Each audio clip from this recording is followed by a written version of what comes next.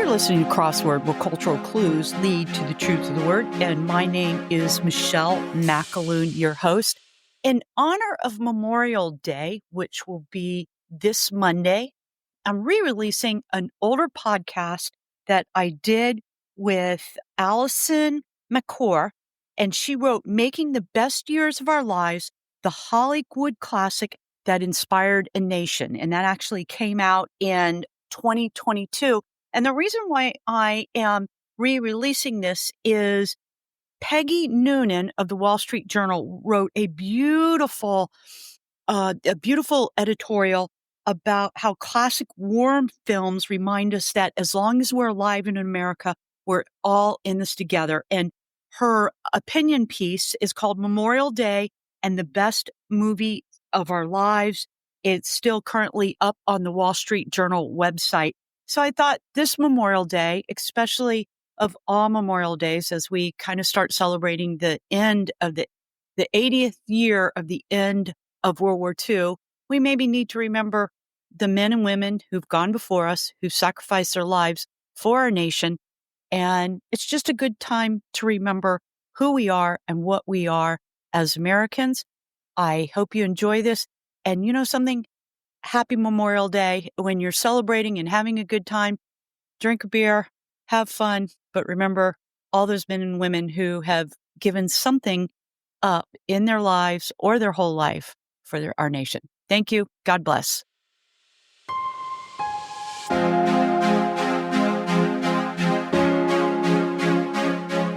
Today, we are speaking with Alison Maker, author of the book, Making the Best Years of Our Lives, the Hollywood classic that inspired a nation.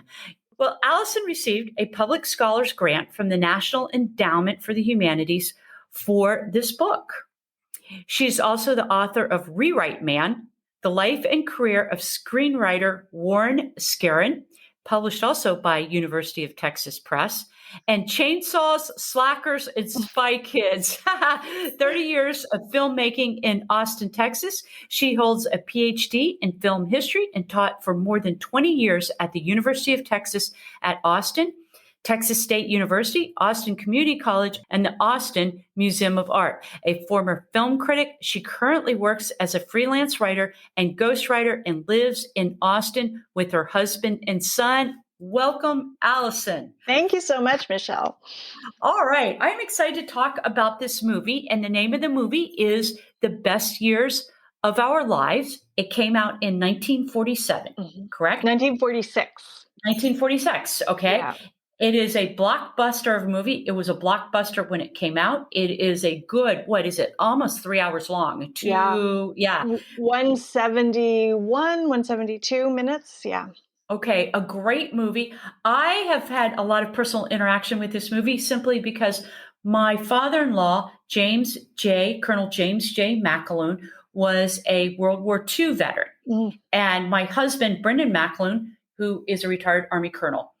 But anyway, he was raised by Colonel James J. McAloon, who came back from the war, was a Anzio veteran, and actually lived through a lot of what the best years of our lives is actually about. So we've watched this through the years. We've watched it with our boys, and it's sort of a touchstone for our family. And it's a great movie. It's a great family movie, I think. I agree. I mean, I love that you've had this, that it has a place in your family like that. I didn't see it till I was in my 20s when I was studying for my degrees, my grad degrees.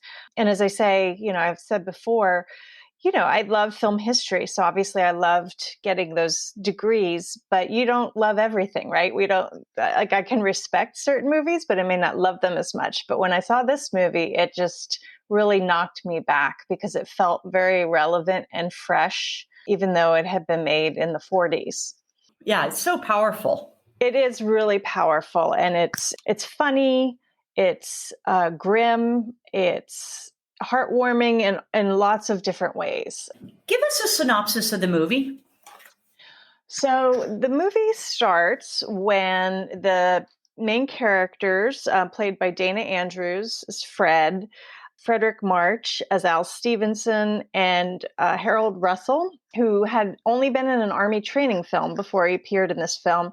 He plays Homer Parrish. So Harold Russell lost his hands during a training accident at Camp McCall in 1944. And so, as I always tell my students, those are not special effects. That is how he is, how he looks, and he had to rehabilitate and get prosthetics and learn a lot of things all over again. So those three meet, coming back on a military transport, going back to Boone City, the fictional Midwestern town where they all live, and they all have struggles in readapting to their lives, and they meet and re-meet, and their lives intersect, and they help one another.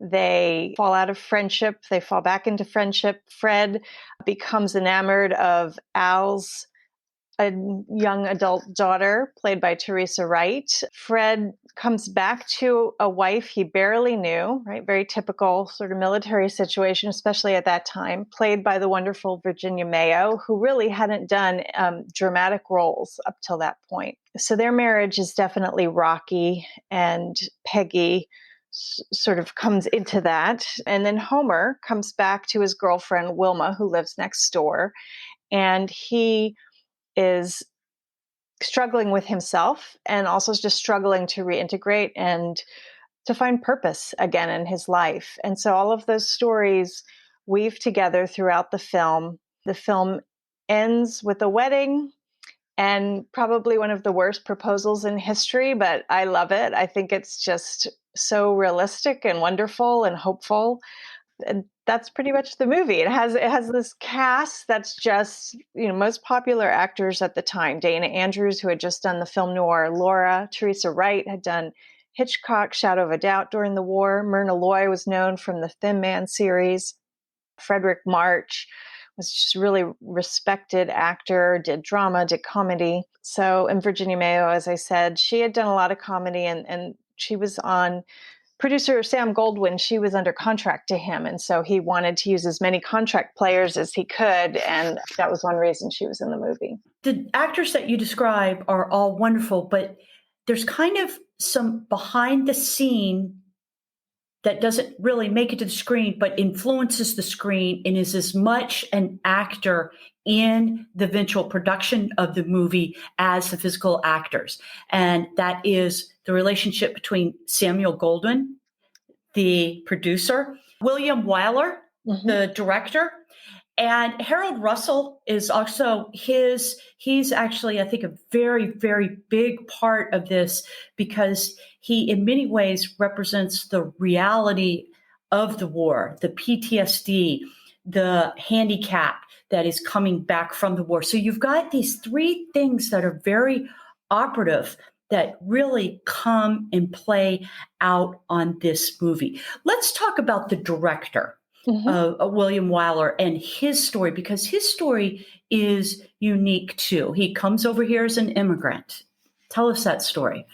He was born in a town called Mulhouse, which is sort of on the border. It's in France now. You had asked about Wyler's background. So yes, his mother was a distant relative of Carl Laemmle, who was the head of Universal Pictures, and he sponsored Willie to come over to the U.S. And so he started in the film business, as sort of running errands, an office boy, and he worked his way up.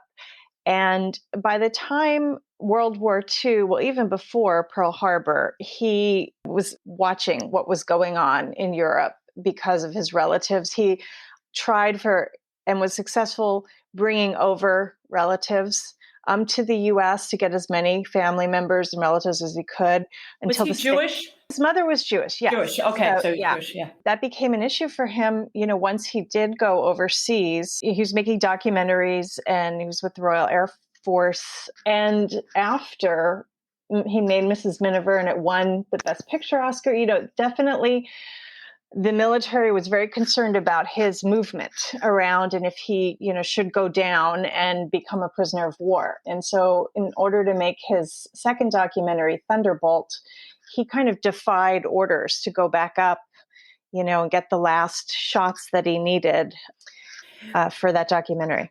But he was 39 years old, and it was December 7th, right? Yes. 1941. We all know what happens that day. But he feels compelled at this point to go and enlist or he doesn't enlist, he gets a commission in the Army. I believe he commissions as a major, right? Or right out of the gate as a major, yes. As a major. And he is assigned to the Army's kind of film documentary under the Signal Corps branch. Is that correct? Yes. I mean, that's originally what he wanted to go in to do. And then, as you know, from the military, he was kind of moved around a little bit and ended up going to England. And he ended up flying with the men who flew Memphis Belle, although they flew on different aircrafts depending on, the state of that bomber for a while. And so his first assignment became making this documentary.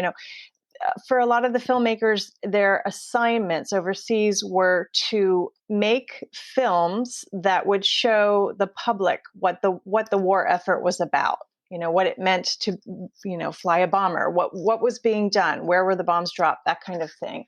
And he took that very seriously, which means he was essentially, embedded with them and flew these flights.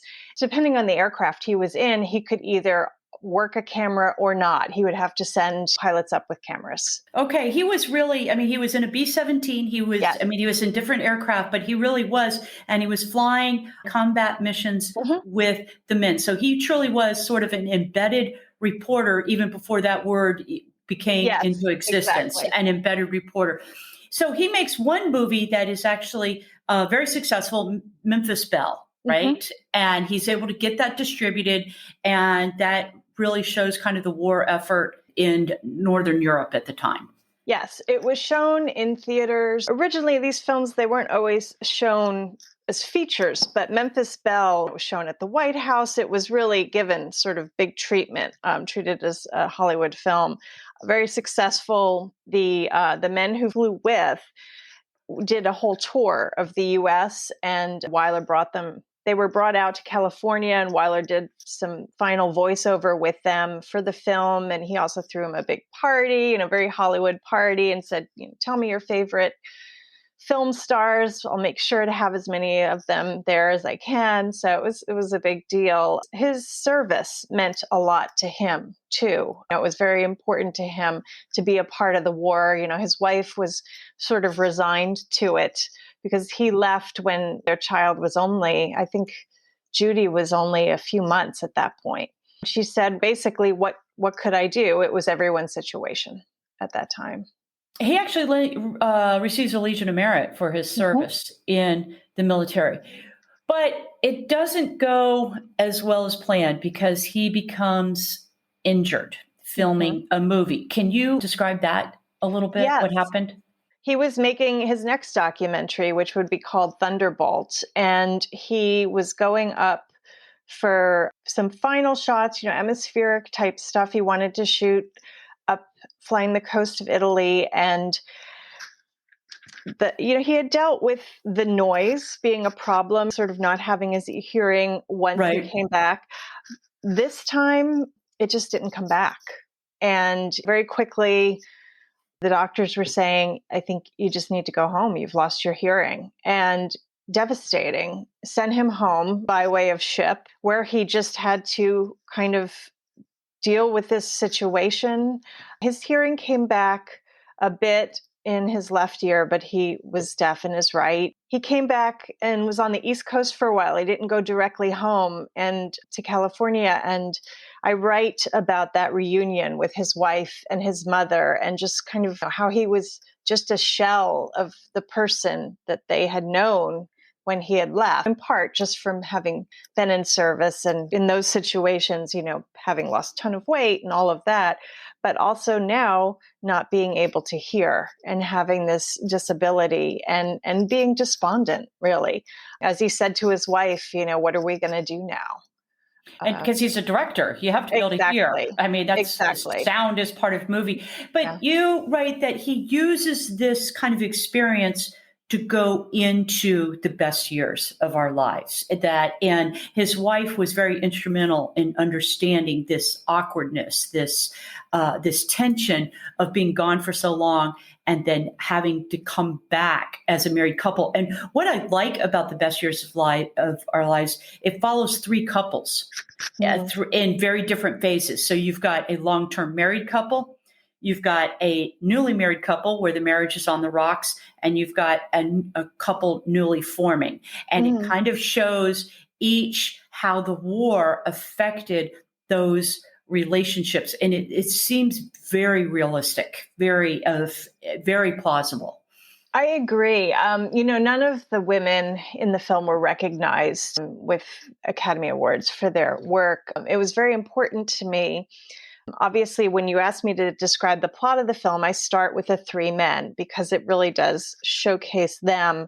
But the women, if you watch the film, and I'm sure you feel this way too, as your own military experience and also having three sons and being married, they become so important. And the literature at the time was really telling women in various ways through articles, direct address, through advertisements, like really it's up to the women to help the men readjust. And I spent some time reading the letters that Willie Wyler and his wife Tally exchanged during that time. And to me, it was just that was the reality, right? That was what a lot of couples were dealing with. And I really wanted to work that in to the book and share their story. So that's one reason why Tally becomes this character as well, I think, in the book, because she was so instrumental.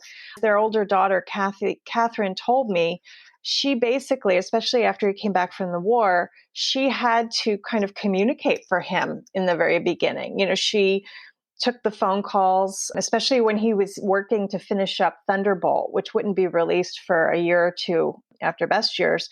She would take the phone calls and then she would talk to Willie. So a lot of this behind the scenes, I felt like was really important to work in little ways to really give some of that realism to their story.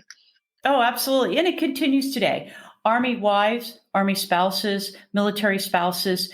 When a Army spouse, whether it's a woman or a man, whoever's in the service, goes to war, goes to combat, deploys, the whole family goes and is affected greatly. I was just in Warsaw, Poland, where I ran into a Ukrainian lady and her baby, and her husband was fighting on the Eastern Front right now of the Donbass.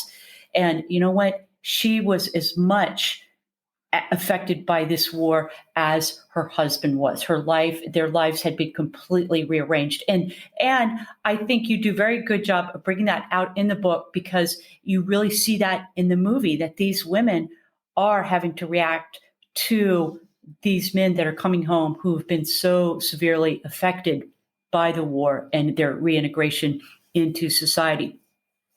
And it was actually Samuel Goldwyn's wife, right? Frances Goldwyn, who kind of planted this whole seed for this movie. Yeah, she had read the article. It was a 2-page article in Time magazine called The Way Home. And it was this reporter who was on this troop train of guys going home to big and small places, big and small towns, and just being with them. And the article so well, I thought, captured that nervous energy. The guys would be quiet and then they would be wrestling. It's just like, what do I do? I'm sort of, as Al Stevenson says, when he's about to go home for the first time, he says to Fred, I feel like what does he say? Going into a beach. I feel like I'm storming the beach. That, as you said, is so realistic. Going back and having to readjust. I introduced this film a couple weeks ago here in Austin, and I said, to me, the film is about readjustment, right? It's about readjustment to civilian life. It's about readjustment to your role before, and it's about readjustment to one another, right? And that's the biggie, right? Trying to pick up relationships and sustain relationships. Right. There's so many poignant scenes when Fred Derry is in the drugstore after he's come back. He was a soda jerk before he left. He's been a captain in the Air Force. He was a bomber pilot. I mean, he was a big deal. And all of a sudden, he is back in that drugstore.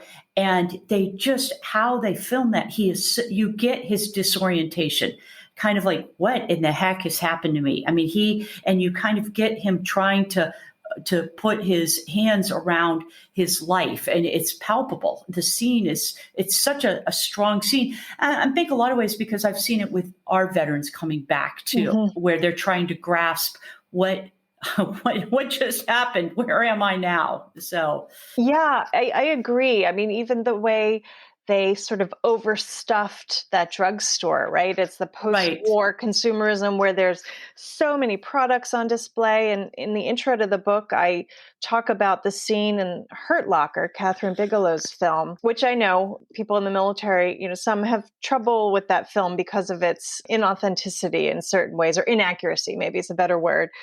But to me, that scene where Jeremy Renner is walking in the grocery store and sort of seeing all the choices, and to me, that's just a direct, it has a direct connection back to that drugstore scene with Fred Derry, walking in and just seeing all of the products and just the people and the noise and it's a different kind of situation to get used to. Let's talk a little bit about Harold Russell, the man who he was injured, and he shows up on the film with hooks on his hands because he had actually lost his hands. Yeah. I have to confess to you, when I first saw that, it was shocking to me. Yeah.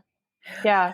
Tell us a little bit about his story and who he is. For him, on the one hand, you have Wyler, who, he says, Pearl Harbor came to my rescue, right? He was just eager to be able to go to the war, go overseas and fight in the war. Pearl Harbor was the U.S.'s entry into the war. With Harold Russell, he sort of saw the war as an opportunity as well. He wasn't sure where his life was going. He was working in a meat market. He lived in Cambridge, Massachusetts. He was very eager to go overseas too, and he sort of was on that trajectory somewhat. He was working as an instructor in Camp McCall. It was a relatively new parachutist school that he was instructing in, and so it was D-Day, June 6th, 1944, and I think really because of that the whole prep for that training course had been delayed because I think their lunch had lasted longer. They were being given information about, D-Day has started. And supplies to teach this explosives course had been left out on the grass. And it was basically had gotten overheated. So when he was starting to put, the blast cap together and get the things together for the course, it exploded in his hands and he lost his hands. And he struggled with a lot of things, but one of the things that he struggled with is that it was an accident. It was a training accident. He wasn't injured while fighting. He wasn't even overseas. It happened stateside. And so that on top of just the horror of losing his hands and having to adapt to that, he has two memoirs that he wrote, and I use them for that chapter where I write about his and Wyler's injuries and how they coped and really what was available to them at the time in terms of treatment, how the military was handling war trauma at the time. And I found his whole story of rehabilitation just very moving, and it really allowed me, I realized early on, I need to sort of set this up to give people an idea of how did he end up with the hooks and why is he, in a way, such a poster child for rehabilitation and struggling with that? And so I knew I had to sort of do a PTSD chapter, for lack of a better way to refer to it. Sure. But it was overwhelming. And also, you can't just do this the way I write. I write narrative nonfiction. So it's to take sort of the techniques of writing, say, fiction and apply them to nonfiction to make it more of a story. So I knew I couldn't do an info dump on just, here's all the background on PTSD. So it was really when I sat down and did a chronology of like, oh, Harold Russell was injured in the spring of 44 and William Wyler in 45, in April 45. And actually their experiences really show how the military was moving, very quickly to kind of, okay, we're going to use this treatment. Now we're going to switch to this treatment. And I thought that was fascinating. And so I really that was the first chapter I wrote of the book, chapter 2, because I thought this is going to be the hardest. I've got to do all this research and I've got to weave it together in a way that doesn't make you forget who these people are and that this book's about a movie. Sure. Yeah. And your writing is very good, actually. Thank it's very you. tight writing and it's very easy to follow. There was one, the history of PTSD. Also, how to make a movie. I didn't realize everything that goes into making a movie. And I'm sure even though the technology has changed, there's a lot that is still very similar. William Wyler was a hard worker. He worked and worked and worked. And it looked like Samuel Goldwyn. He was a good worker. But there was some tension on the set because of Samuel Goldwyn and William Wyler. So you have Samuel Goldwyn, who is this magnificent producer, world famous. Everybody knows him. And then you've got William Wyler, and they don't really see eye to eye on a lot of things. And they have a conflictual relationship, it sounds like, to the very end. They did. And yet Wyler's wife said, in a way, it kind of fed the creativity. They're sort of butting heads. They had worked together for a long time. And actually, when Wyler came back from the war, he owed Goldwyn only one more picture on his contract. And originally Goldwyn said, let's make this biopic of Eisenhower. And Wyler said, yeah, I'm not interested in, someone who kind of is up here. I want to make a film that's more about the everyday person. I think that will have some more resonance. And he found McKinley Cantor's novel, Glory for Me, which Goldwyn had commissioned from that Time article I mentioned earlier. And when they started working together, I quote from a letter Wyler wrote to his good friend, the playwright Lillian Hellman, the writer Lillian Hellman. And he said, I thought the war kind of would fix this for me, but I find I have another attack of Goldwynitis, meaning, he's clashing again with Sam Goldwyn. And it's over different things. It wasn't necessarily over money, like, Willie, you're going over budget. It was more just decisions and things like Goldwyn. It was very risky for him to hire Harold Russell, a non-actor essentially, to be in this big budget film. So he wanted him to take acting lessons. And Wyler, when he found out, was furious because he said, no, the whole point is that he has this sort of unstudied manner and charm that's going to make him more relatable on screen. So no. So it was things like that. It was really decisions about how the movie should be made, essentially, that where they clashed and butted heads. And when the movie did come out, Willie ended up suing Sam Goldwyn because he felt like he wasn't getting the money that was due him. And that suit lasted into the 1960s.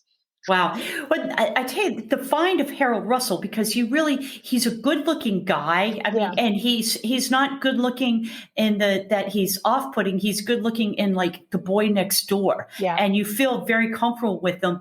And that William Wyler was able to find him is he actually sort of, because of his injuries and because of the way he is, kind of makes the movie in so many ways. I really agree. I mean, I don't think I realized this at the time when I first watched the movie 30 some years ago, but I think he was my way in a lot of ways to the movie. He is. Mm-hmm. He's the entry level. And it's interesting because you see the hooks on his hands. It is a little bit shocking, but he's got such a pleasant demeanor that It's not off-putting. And it's a great attribute for him, that his presence. You had asked me earlier about his story, and he rehabilitated at Walter Reed, and there's a specific ward for people who had lost their limbs, Ward 32. And he saw this film called Meet McGonagall. It was a training film, and it starred Charles McGonagall, who was a World War I vet who had also lost, his arms. And it was very inspiring. And shortly after, Walter Reed brought in McGonagall to come visit the guys who were rehabbing. And that was another big moment for Harold Russell. They stayed in touch. He sort of, by that point, Charles McGonagall had become successful in various businesses, so he was he was sort of like, look, you can be like me. You guys are like me. You've had similar experiences. You have similar disabilities. And look how I've been able to go on with my life. And I'm married and, all of those things. So the Army approached Russell when he was about to leave Walter Reed and said, we need to make another of these films because Walt McGonagall he's older. So he doesn't really appeal to everybody now. Like all the young guys are just like, Sure. yeah, well, you've had all this time, to make this great life for yourself. So Russell did star in Diary of a Sergeant. He made the film, and some people say, oh, how can you call him a non-actor in Best Years because he already had made a film? But I would really argue that making the military training film, Diary, is very, very different than being, among an ensemble cast of big Hollywood stars with a much bigger budget. But Diary of a Sergeant, I think that obviously gave him a platform. The film was shown at war bond rallies, and as William Wyler and the screenwriter for Best Years, Robert Sherwood, there are many stories about who discovered Harold Russell. Sam Goldwyn takes credit. Harold Russell himself likes to sort of give credit to Wyler and Sherwood that they were going up and down the coast in California, visiting military hospitals, talking to different vets to see, well, could we find somebody here? And Russell's name came up, and then they eventually saw Diary. And I think that was the clincher. And then Goldwyn sent his team out to the East Coast to meet with Russell and sort of feel him out. Like, could this guy really, can we work with him? Is he Sure. bitter? Is he approachable? Does he have any kind of presence that might translate as screen presence? And he did. He really does. He really does. Yeah. So the movie's a blockbuster. It wins what, 7, 9 Academy Awards? Well, it wins 7, and then Russell receives an honorary Oscar, and so does Goldwyn. It has 9 statues basically, but if you want to say it wins, then I'd say it won 7. Yeah. It's a blockbuster immediately. What surprises me though is you bring out the fact that It's a Wonderful Life, Frank Capra, starring Jimmy Stewart, right? That really becomes like the more memorized or the more movie in the American memory than Best Years. But at the time, Best Years just absolutely overshadowed It's a Wonderful Life. So, and actually, It's a Wonderful Life broke the film company, the Liberty Film Company that Wyler had started, right? Prior to Capra. Best Years, right? Yeah. Capra. So it's kind of funny because I think more Americans know It's a Wonderful Life versus Best Years. For people like us who know it, it's beloved, right? And it's on the National Film Registry, and it has a lot of accolades. But I definitely think more people today know It's a Wonderful Life, in part because it went into the public domain, so it was on television so much. And I think, that made it recognizable. And people love that film. It's a holiday film, but as others have written, they came out within weeks of each other. Best Years was first, and then a few weeks later, Wonderful Life came out. Jonathan Rosenbaum, the film critic, who writes, it says something about the American public that they went to Best Years in droves, that they kind of lifted that film up at the time, then It's a Wonderful Life. It does. Yeah. And it does. And it's interesting that they had this post-war experience. They had this appetite for reintegration, for hope. And it's a movie. Ultimately, it is a movie of struggle, but it is a movie of hope in the end. And I totally agree. Yeah, it was so good. Real quickly, what's your favorite scene in the movie? I have a lot of favorite scenes, which, I guess it's a contradiction, but I would have to say, I'll say 2. The scene toward the end that starts in the kitchen when Wilma comes to Homer's back door. Oh, iconic. Yes, it basically says, we need to talk. And what I love about that scene, I mean, not just that it's like an emotional catharsis for the viewer, right? It has so many different generic elements, meaning it could be it's romantic, it's scary. You don't really know what happens when he says, come upstairs with me and I'm going to show you, basically what life is like for me with these hooks. So it's scary. There's film noir elements because of that tone, but also the lighting is so dramatic, high contrast. So I love that whole sequence. I think it's complicated and rich and terrific.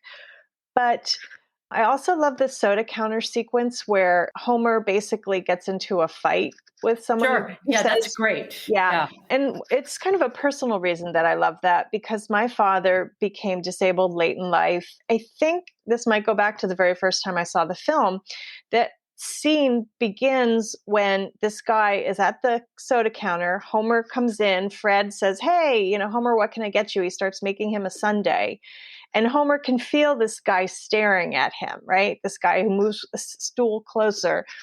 And he turns to him and he says, "Hi, how are you?" And in that moment, to me, that is Harold Russell. That's not Homer. I mean, it is Homer, but it's also Harold Russell, and it's every other disabled person who kind of has to make things easier for the other person Huh, in a way, in a interesting. social interaction. I saw my father do that so many times to put people at ease, and I feel like that's happening in that scene. So that scene, I have a lot of affection for that scene. To my listening audience, it's a great book. It's Thank an you. entertaining book, especially if you read the book and watch the movie at the same time.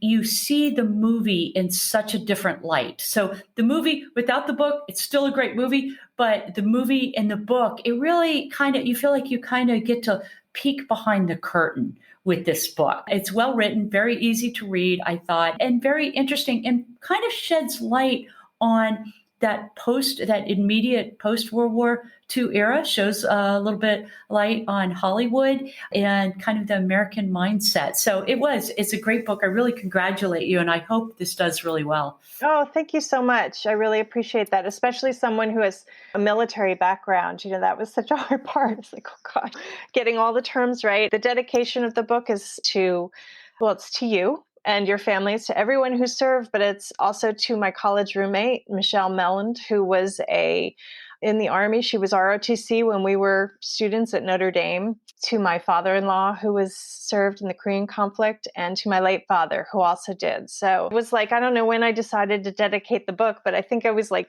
doing something like washing dishes or walking. And I was like, oh, duh, this is a no-brainer.